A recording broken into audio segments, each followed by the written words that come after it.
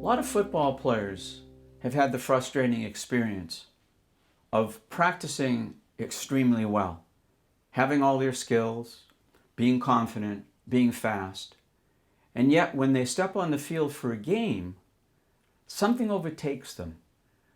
Call it nervousness, call it overthinking, they lose their confidence, and they don't perform to their potential.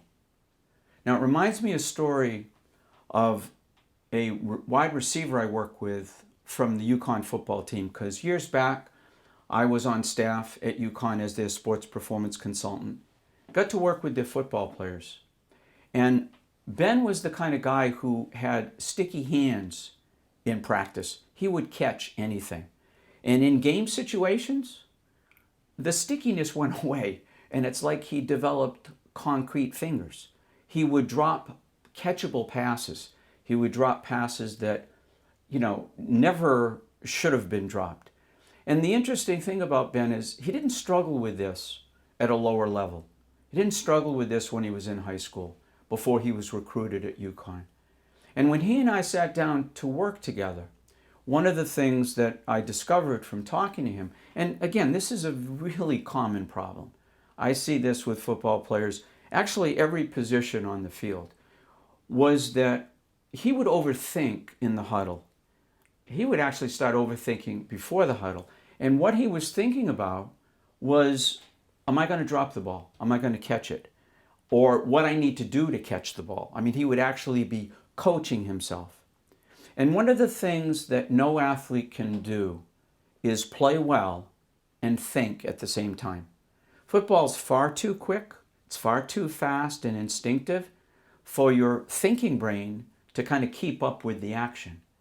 And Ben was spending too much time in his head and not enough time focused on the play and just being instinctive. And so we taught him how to better control his focus, his concentration, both before the game, because that's when he would start getting nervous, worrying about the what ifs, and then during the game.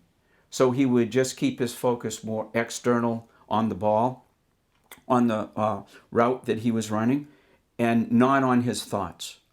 And as a consequence, we were able to get his game back. We were able to get that stickiness to show up in game situations. And he ended up finishing out his college career in a really successful way. And the thing is this, if you want to play really well, if you want to play to your potential, regardless of your position on the field, you have to use your head. And this is not just by telling yourself you've got to be mentally tougher. You have to know what that is. You have to know how to do that. And it's one of the reasons why I've developed a lot of teaching material, a lot of audio training sets and workbooks for football players to use to systematically be able to develop mental toughness.